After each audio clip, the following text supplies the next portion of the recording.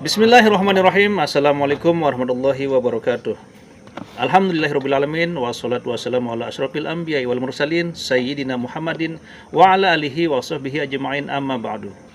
Sahabat beriman yang dirahmati Allah, syukur alhamdulillah kita bertemu lagi di channel ini. Pada kesempatan yang berbahagia ini, mari sejenak kita luangkan waktu kita untuk bersama-sama menyimak kajian yang akan disampaikan oleh guru kita.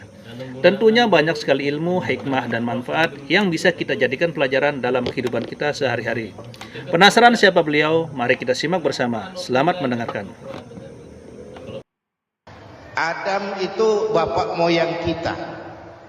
Dosanya satu, makan buah khuldi, dikeluarkan dari surga. Kita dosanya banyak, kepengen masuk, enggak nyambung. Hai Adam, dari tidak ada kamu saya adakan. Saya perintahkan tinggal di surga. Merasa sepi sendirian, saya ciptakan Siti Hawa supaya kamu tenang.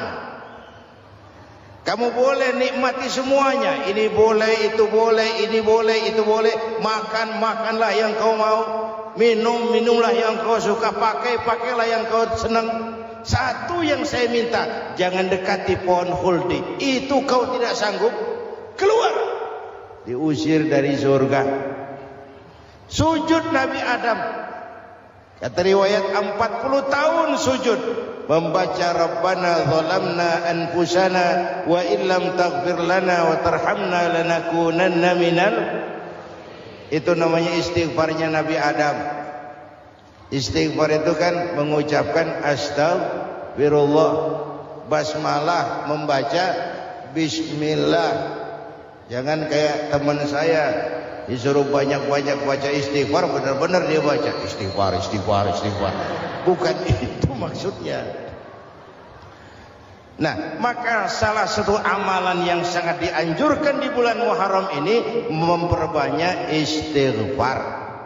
Tidak ada orangnya yang tidak. Ayo jujur, nih yang kumpul di sini semua, ada nggak yang nggak punya dosa? Yang merasa nggak punya dosa, ayo ke depan. Ada? Tidak ada. Setiap kita, entah kecil entah besar, sengaja terlupa, pasti mempunyai yang namanya khilaf dan salah. Dan Allah Tuhan kita bukan Tuhan pendendam. Allah Tuhan kita Tuhan yang ramah dan rahmah. Manusia, dosamu banyak, tapi ampunanku lebih banyak. Salahmu besar, rahmatku jauh lebih besar. Kau sujud di hadapanku, aku bangga melihatnya. Kau menangis di hadapanku, aku senyum melihatmu. Kau berjalan menujuku, aku berlari menyambutmu. Karena itu amalan yang sangat dianjurkan di bulan Muharram ini memperbanyak istighfar. Itu kalau istighfarnya Nabi Adam. Ada istighfarnya Nabi Yunus. Ibu kenal Nabi Yunus? Di mana kenalannya? Sok tahu. Nabi Yunus itu ketika berdakwah kepada kaumnya yang bandel, memberikan peringatan, kalau kalian tidak mau beriman akan turun azab. Kapan Yunus? Akan. Kenapa mesti akan? Sekarang aja kalau mau, saya tungguin. Kurang ajar betul ini umat. Akhirnya Nabi Nuh menghindar dengan perhitungan, kalau azab tidak turun saya sudah jauh. Meragukan janji Tuhan. Lalu naik kapal, dinaiki oleh Yunus, kapal mogok. Dicari siapa biang keroknya ini. Diundi, ternyata Yunus. Sampai 3 kali diundi. Dibuanglah Yunus ke dasar laut. Ditelan oleh ikan nun atas perintah Allah. Telan itu Yunus, jangan pakai dikunyah, rusak urusan. Telan saja, simpan di perutmu. Dibawa oleh ikan nun ke dasar lautan. Itu yang oleh Quran dikatakan bertemulah 3 macam kegelapan. Zulumatun salas. Gelapnya tengah malam, gelapnya di dasar laut, gelapnya di dalam perut ikan. Itu namanya petang. Mbahnya gelap. Di perut ikan itulah Nabi Nuh sadar akan kesalahannya, meragukan janji Allah, meragukan janji Allah. Ia sujud di dalam perut ikan itu, membaca la ilaha illa anta subhanaka inni kuntu. Itu istighfarnya Nabi Yunus. Dibacakan istighfar begitu, ikan sakit perut, Pak. Di dasar laut kemana mau cari apotek? Dia naik ke permukaan, memuntahkan isi perutnya. Nabi Yunus keluar dengan selamat. Itu pun terjadi pada hari ke-10 bulan Muharram. Istighfar intinya itu. Itu amalan utama bulan Muharram, memperbanyak istighfar. Allah selamatkan Nabi Nuh dari bahtera banjir yang luar biasa 10 Muharram. Allah selamatkan Nabi Ibrahim dari pembakaran Raja Namrus 10 Muharram. Setelah Nabi Ibrahim itu menghancurkan berhala-berhala, Abrahat pulang mau ibadah, lihat Tuhannya berantakan, marah besar. Siapa yang menghancurkan Tuhan-Tuhan kita ini? Ada yang lapor, kami lihat Ibrahim. Tangkap. Belum ada bukti, tangkap dulu yang penting. Bukti belakangan. Tangkap. Wah, dikerahkanlah aparat. Tangkap Nabi Ibrahim. Disidang langsung oleh Abrahat, oleh Namrus maksud saya. Ibrahim, kau yang menghancurkan berhala-berhala kami ini, Tuhan-Tuhan kami. Siapa bilang? Ada yang lapor. Saya dengar enggak semua berhala itu hancur. Ada yang paling besar, angkat tangan, saya lihat ada kampak di tangannya. Barangkali yang besar itu iseng tuh, yang kecil-kecil dikampakin. Tanya aja sama dia, kamu gila? Kenapa? Masa kami disuruh nanya berhala? Nggak bisa jawab. Nggak bisa jawab. Lah kenapa disembah? Lebih gila mana? Tahu nggak bisa jawab kenapa disembah? Kurang ajar kamu Ibrahim. Bakar, dibakar. Ketika Ibrahim dilempar ke kobaran api yang menggunung, Allah perintah api, ya naru kuni bardan wa salaman ala Ibrahim. Hai api, dinginlah sampean. Api Madura waktu itu, Pak. Hai api, dinginlah sampean, selamatkan Ibrahim. Api tunduk kepada perintah Allah. Ibrahim masuk ke kobaran api, selembar rambut pun tidak terbakar. Kenapa? Apinya tunduk kepada perintah Allah. Kenapa? Karena Ibrahim orang yang takut kepada Allah. Api tunduk kepada perintah Allah. Kalau kita baca ayat itu, masuk ke api, mateng. Sudah hadirin yang saya muliakan, oleh karena itu selamatnya Ibrahim dari pembakaran Raja Namrud itu pun pada 10 Muharram, Yaumul Asyura, hari ke-10 dari bulan Muharram. Bapak Ibu hadirin hadirat yang saya cintai, sebagian kecil tentang Nabi Adam, Nabi Ibrahim dan Nabi Yunus, tapi saya belum menceritakan tentang Nabi Nuh tadi. Mengulang kaji, Nabi Nuh salah seorang rasul yang masuk ulul azmi 5 besar. Karena memang perjuangannya menggambarkan satu usaha yang ulet dan luar biasa. Beliau diberi umur 950 tahun, lalu berdakwah selama 900 tahun, sore, pagi, siang, malam, dapat pengikut tidak lebih 80 orang. Rata-rata 10 tahun satu. Kalau saya minta berhenti aja jadi nabi, Pak. Ustadz mana masih mau buka pesantren? 10 tahun buka pesantren, yang nyantri cuma 1. Pedagang mana yang masih mau dagang? 10 tahun dagang, yang beli 1. Pimpinan partai mana yang masih mau kampanye? 10 tahun buka partai, yang nyoblos 1. Bangkrut. Umatnya bandel, kurang ajar, durjana, bajingan, tengik. Umatnya Nabi Nuh ini kalau diceramahi, telinganya ditutup dengan tangannya. Nabi Nuh akhirnya rekes. Tuhan, siang malam saya berdakwah kepada umat ini. Tiap kali saya sampaikan dakwahmu, mereka tutup telinganya dengan tangannya. Alergi dengar ceramah. Apa itu ceramah? Non-profit. Saudara-saudara, jadi mau kamu gimana? No, sudah Tuhan, habiskan saja orang kafir. Nanti kalau punya anak, anaknya pun kafir lagi. Lebih baik bapak moyangnya sikat habis. Biasanya kalau bapak kalong, anak kampret. Bapak nyolong, anak nyopet. Fotokopi gimana aslinya? Hampir habiskan saja. Itu mau kamu? No? Iya. Oke. Nanti aku turunkan banjir, no. Buat kapal.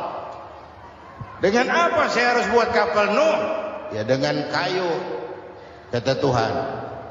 Kayunya dari mana Tuhan? Ya dari pohon. No. Pohonnya belum ada Tuhan.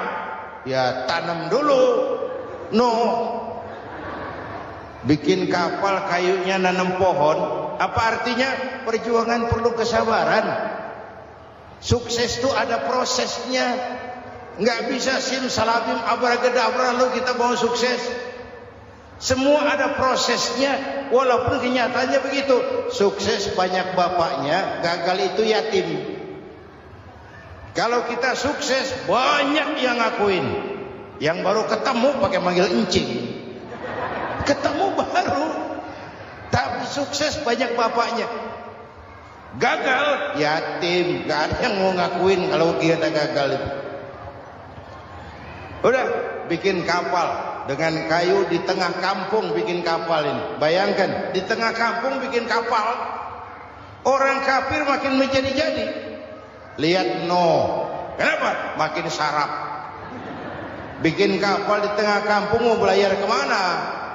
Tuh lihat, kalau orang nggak tahu tujuan, mountain setengah jalan. Proses yang dinilai bukan finalnya. Ya kayak gitu kesimpulannya. Saya enaknya sendiri. Bikin kapal. Kapal mendekati selesai. Ini orang kafir rame-rame datang ke kapal Nuh. Mau apa? Buang najis. Sakit perut berangkat ke kapal Nabi Nuh. Nongkrong. Dapat 2-3 tumpuk pulang. Penuh lantai kapal dengan najis manusia. Inilah perjuangan. Bukan jalan raya lurus bertabur bunga di kanan kirinya. Banyak ondak dan duri, fitnah, caci maki, antipat, segala macam. No.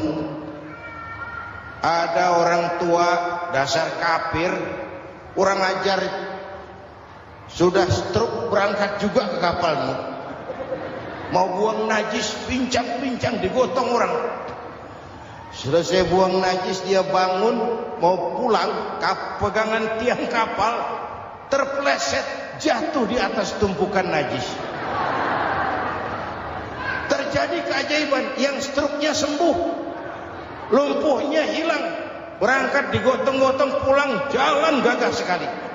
Tapi orang kampungnya heran, ente sudah sembuh? Sudah. Berobat di mana? Kok begitu paten? Di kapal Nuh. Masih banyak.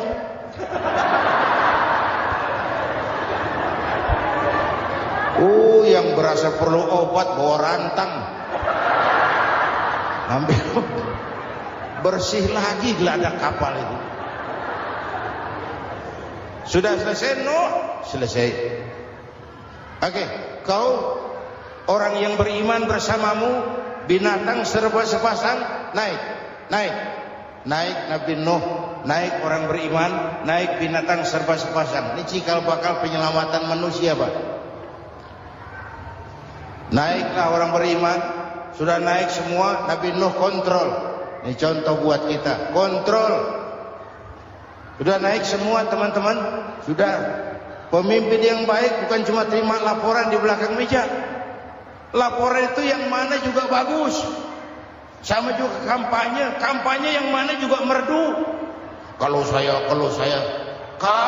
aja yang dihitung. Pernah ada calon bupati kampanye janji, Kalau saya berhasil, kita akan banyak bangun jembatan di daerah kita. Orang tanya, Pak, nggak ada sungai di kampung kita, Pak. Dia bilang, sungainya kita bangun sekalian. Udah kadung janji. Mana pula orang mau bangun sungai? Saudara-saudara, kontrol.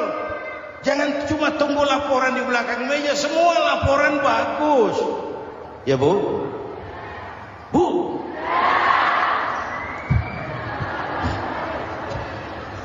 Nabi Nuh kontrol. Sudah naik semua? Sudah, Nuh. Pulan bin Pulan naik. Naik, Nuh. Paimin bin Tukijo. Naik. Kami lihat naik. Ada orang Jawa juga, Kiai? Ada.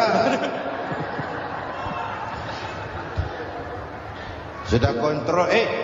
Kanan anak saya ikut nggak naik kapal? Kami tidak lihat itu, Nuh. Kanan. Ini potret. Bapaknya aktif ke masjid, ibunya rajin ke majelis taklim, anaknya keleleran kemana-mana. Bukan di sini, di Prancis. Udah di sini insya Allah sama.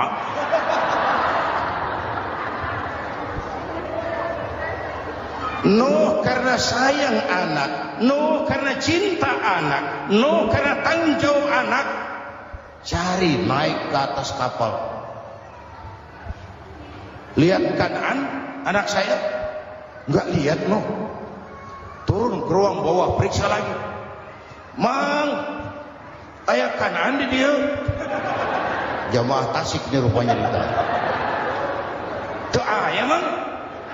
Ayah ke mana ya budak? Turun ke bawah, tanya lagi. Ono Kan'an toh? Orang nano roketok. Rombongan Jawa Tengah naik ke atas buritan. Dari buritan kelihatan ternyata Kan'an tidak ikut naik kapal, kumpul di darat bersama orang kafir. Ini potret kita sekarang.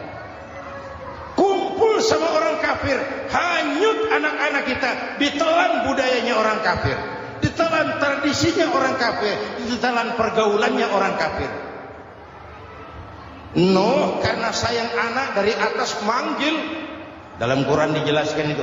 Karena Nabi Nuh di atas, Kan'an di bawah, teriak, ya bunayyarkam ma'ana. Begitu dalam Quran ayatnya. Coba ini pakai gaya memanggil supaya kelihatan kegambar. Kira-kira Nuh manggilnya begitu. Ini namanya gaya dakwah, Pak. Kalau ceritanya datar nggak menarik, maka Nuh memanggil Kan'an, ya bunayyarkam ma'ana. Kata yang dengar, ini gaya orang manggil, ya bunayyarkam ma'ana. Kan'an kesini nak, naik kapal sama papi. Katakan di bawah itu, enggak mau papi, John di sini saja. Kata Nuh, jangan nak, Allah sedang murka, akan turun banjir. Kalau datang banjir papi, sa'awi ila jabalin ya'simuni minal ma'. Saya akan naik ke gunung tinggi yang bisa menyelamatkan saya dari banjir. Kan'an naik ke gunung, gunung dihantam banjir, Kan'an mati. Sampai sekarang. Yang kelima, Nabi Musa, kisah Muharramnya ini. Lahir dalam kondisi yang sulit. Karena Fir'aun mimpi akan lahir seorang anak dari keturunan Bani Israel yang akan menghancurkan kerajaannya. Kata Fir'aun, sudah lahir belum anaknya? Belum. Kalau gitu mulai malam ini laki-laki dilarang bergaul sama istrinya. Semua perempuan hamil di bawah pengawasan negara. Mulai hari ini kalau lahir anak laki-laki terutama Bani Israel, penggal. Satpol PP disiapkan. Udah ada kayaknya. Ada. Patroli. Bayangkan, nah Fir'aun itu bikin undang-undang seenaknya sendiri. Apalagi merasa kekuasaannya dalam ancaman. Penguasa manapun kalau merasa dalam ancaman, panik. Padahal kekuasaan itu kayak harimau. Makin lama ditaiki, makin sulit turun. Kenapa? Karena macannya makin lapar. Naik terus capek, turun dimakan harimau. Serba sulit. Saudara-saudara, kalau kita mau belajar dari Pak Harto, saya melihat kekurangan Pak Harto cuma satu, terlambat berhenti.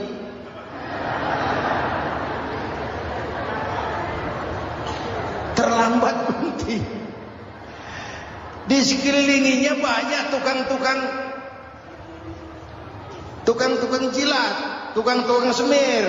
Pak, kalau tidak ada bapak kami bagaimana, Pak? Saudara hadirin yang saya hormati, maka sering saya ingatkan, temanmu yang sejati adalah teman yang membuat kamu jadi benar, bukan teman yang selalu membenarkan kamu. Berapa banyak pejabat-pejabat hancur karena selalu dibenarkan oleh lingkungannya. Bapak benar, Pak. Bapak bijaksana, Pak. Itu tepat, Pak. Benar. Buang angin pun kata kelilingnya, oh Bapak sehat. Temanmu yang sejati, teman yang bikin kamu jadi benar, bukan teman yang selalu membenarkan kamu. Bapak Ibu hadirin yang saya hormati, tapi kehendak Allah terjadi. Lahirlah Musa. Bayinya dihanyutkan di sungai Nil. Bayi sudah menderita, dihanyutkan di sungai Nil. Dan akhirnya besar di lingkungan istana Fir'aun. Diriwayat oleh Ratu Aisyah, perempuan Fir'aun, setelah mulai berjuang, terjadilah itu. Musa dan pengikutnya dikejar oleh Fir'aun. Sampai di tepi laut, Allah wahyukan Musa, lempar tongkatmu ke laut. Dalam kondisi darurat, mukjizat tiada jalan. Kondisi darurat. Kalau tidak, mukjizat itu maunya Allah, bukan maunya Nabi. Nabi enggak kuasa. Allah yang mau, tapi hidup Nabi bukan mukjizat, manusiawi. Tidak mentang-mentang ada mukjizat tongkat, tiap sulit main tongkat, enggak usah berjuang kalau begitu. Itu darurat menyelamatkan umat. Tongkat dilempar ke laut, laut terbelah. Laut terbelah. Itu secara visualnya bisa kita lihat dalam film The Ten Commandments. Udah nonton belum? Urusan nonton kalah sama Ustadz bagaimana sih? Ten Commandments, 10 firman Tuhan. Tekniknya bagus tuh. Bagaimana laut terbelah. Musa lewat, Fir'aun mengejar. Musa sampai di ujung sana, Fir'aun masih di sama tengah perjalanan. Laut nutup kembali. Laut nutup kembali, Fir'aun tenggelam. Cengap-cengap di lautan.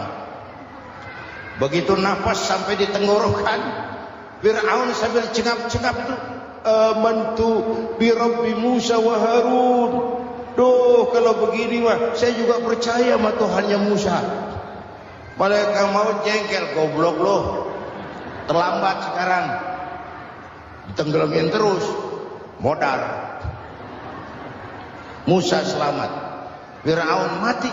Jenazahnya, jasadnya terdampar di pinggir laut. Beberapa waktu kemudian ditemukan orang, dimumi, dibalsam, diawetkan. Itu sesuai janji Quran. Wa kadzalika nunajjika bi badanika litakuna liman khalfaka ayat. Kami selamatkan badan kamu agar jadi pelajaran bagi orang-orang sesudah kamu nanti. Janji Quran tepat. Janji itu 14 abad yang lalu. Jasad Fir'aun ditemukan, dimumi, diawetkan, dibalsam. Di bawah nama Farao Ramses II. Sekarang tersimpan di Museum Negara di Mesir. Kapan-kapan nanti ibu main ke Mesir, mampir. Naik ojek paling berapa itu? Oh, orangnya tinggi, hidungnya mancung, pokoknya pantaslah jadi Firaun. Selamatnya Musa di kejaran Firaun di ujung sana itu terjadi pada hari ke-10 bulan Muharram, yang oleh orang Nasrani diperingati dengan hari raya Paskah. Mereka melaksanakan puasa, mensyukuri nikmat keselamatan dari kejaran Fir'aun. Makanya kalau kita ikut puasa di bulan Muharram, bukan mengikuti syariatnya Nasrani, salah. Karena Nabi mengajarkan, itu sumbernya. Bukan ikutan sama ibadahnya Israel. Tapi memang agama ini kan merupakan mata rantai. Datang Rasul baru melengkapi Rasul sebelumnya, datang Rasul baru melengkapi Rasul sebelumnya. Mata rantai yang berkaitan. Setelah Muhammad selesai, selesailah tugas Nabi dan Rasul. Selesailah misi Nabi dan Rasul. Tidak ada Nabi lagi sesudah Nabi Muhammad. Itu harga mati, titik. Gak ada kompromi. Siapapun sekarang ini datang ngaku jadi Nabi, wajib tidak percaya. Wajib tidak percaya. Tapi kaitannya memang kita bilang Nasrani, orang bahasa Arab, bahasa Ibraninya Nazaret, Nasiro, Nazaret. Itu beda apa dialek. Kita Daud, dia David.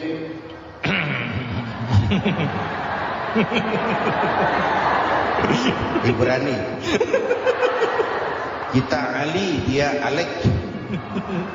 Kita Sulaiman, dia Solomon. Kita Camat, dia Comot. Ini yang ngomong ini comot semua. Bapak dan Ibu jamaah yang saya cintai, pertanyaan pertama, hijrah qalbiyah. Ada hijrah badaniyah, hijrah fisik yang dilakukan Nabi dan sahabat dari Mekah ke Madinah. Itu hijrah badaniyah. Ada hijrah qalbiyah, hijrah hati.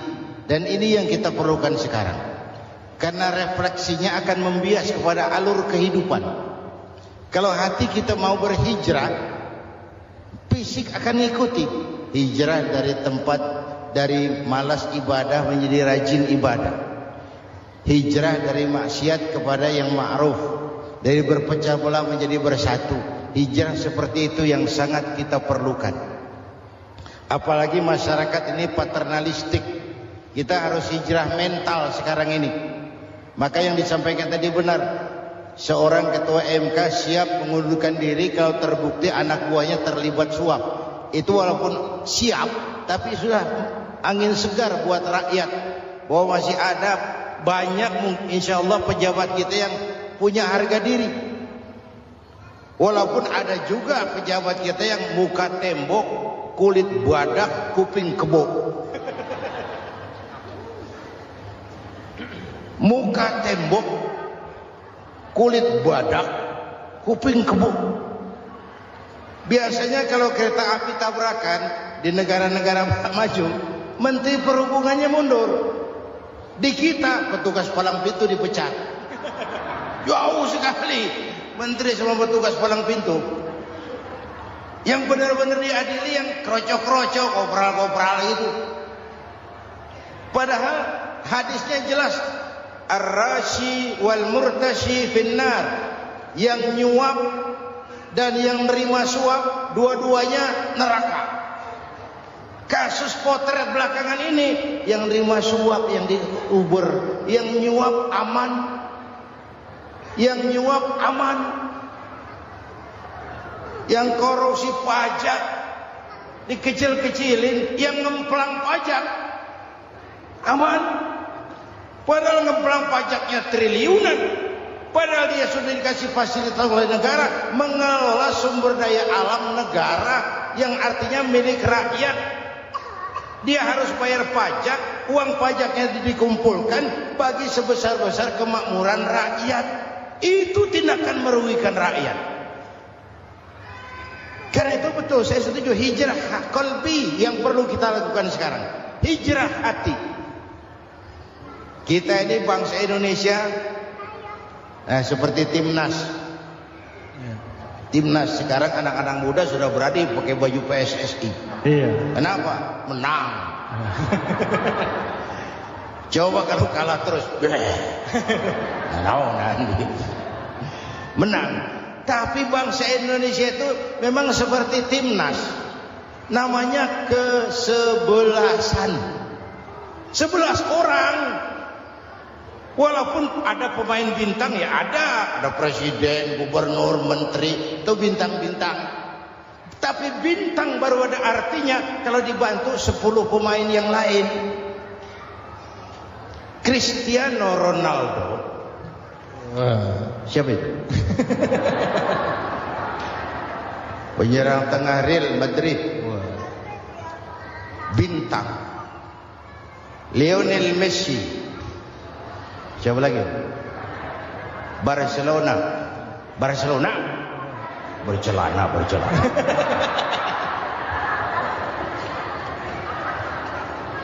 Michael Rooney, bintang Manchester United.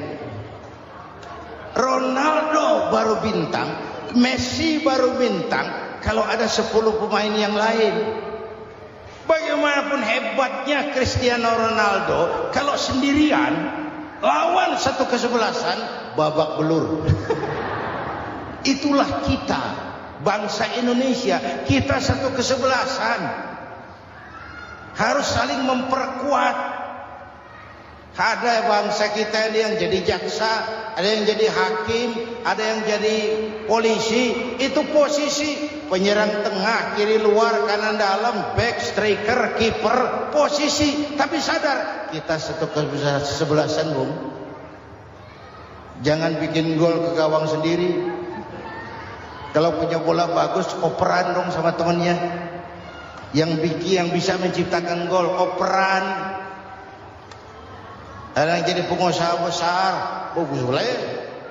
Punya untung besar, operan. Kasih masjid, kasih pesantren, operan. Ini kesebelasan kita kalau punya bola pelitnya setengah mati, nggak mau ngoper. Bawa sendiri, mending bikin gol, enggak. Kita ini satu kesebelasan. Satu sama lain harus saling memperkuat. Bahwa ada penyerang tengah kiri itu sih posisi. Tapi kalau memang peluang memungkinkan, ayo dong operan. Saya iri sama kesebelasan Nasrani di Indonesia. Mereka kalau punya bola operannya cakep. Gereja cepat selesai, rumah sakit Kristen cepat selesai. Kenapa? Operannya bagus. Kita ini kalau punya bola bawa sendiri, nggak mau ngoper. Maka masjid nggak selesai-selesai. Madrasah banyak yang bocor. Rumah sakit Islam kalah bersaing. Kenapa? Operannya berat. Ayo menyadari kita ini timnas, satu kesebelasan. Jangan menjegal kawan seiring, kawan sendiri dijegal. Sudah musuh terlalu kuat, gawang sendiri dijebol. Akhirnya terbalik kita ini. Ujian terberat telah diberikan Allah kepada para anbiya, kemudian para aulia, kemudian para ulama. Summal amsal fal amsal, ke bawah dan ke bawah, diuji setiap orang menurut kekuatannya berpegang kepada agama. Kalau ada anak Melayu bilang, kalau takut dengan ombak, jangan berumah di tepi pantai.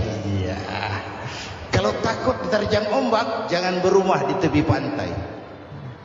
Kata ibu tadi, mau jadi pohon tinggi harus berani ketiup angin. Makin tinggi pohonnya, makin keras anginnya. Takut angin, jangan jadi pohon tinggi, jadilah rumput. Enggak ditiup angin, tapi diinjak kebo. Apa yang enggak ada risikonya? Apa yang enggak ada risikonya?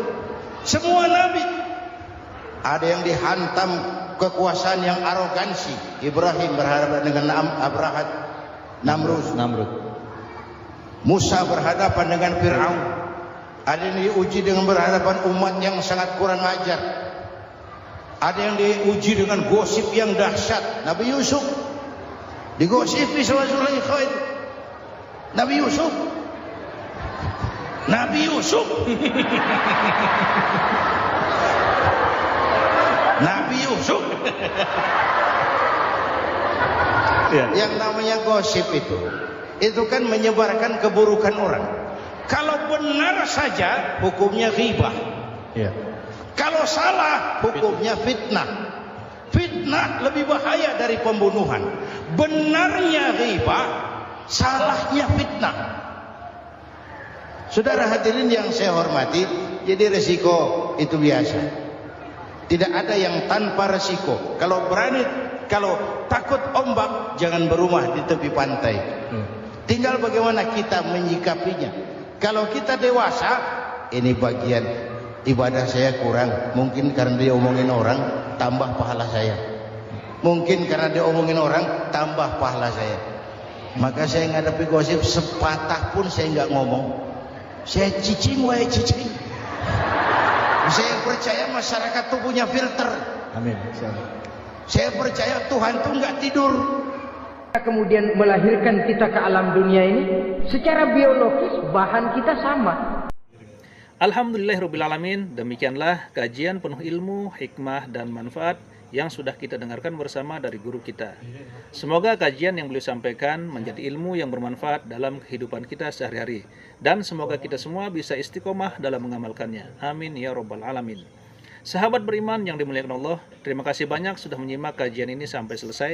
Doa dan harapan saya, semoga sahabat semua selalu diberikan kesehatan, dimudahkan segala urusannya, dan dilancarkan rezekinya. Amin ya rabbal alamin. Demikian yang dapat saya bagikan, kurang lebihnya mohon maaf. Sampai bertemu lagi di kajian berikutnya. Wabillahi taufik wal hidayah. Wassalamualaikum warahmatullahi wabarakatuh.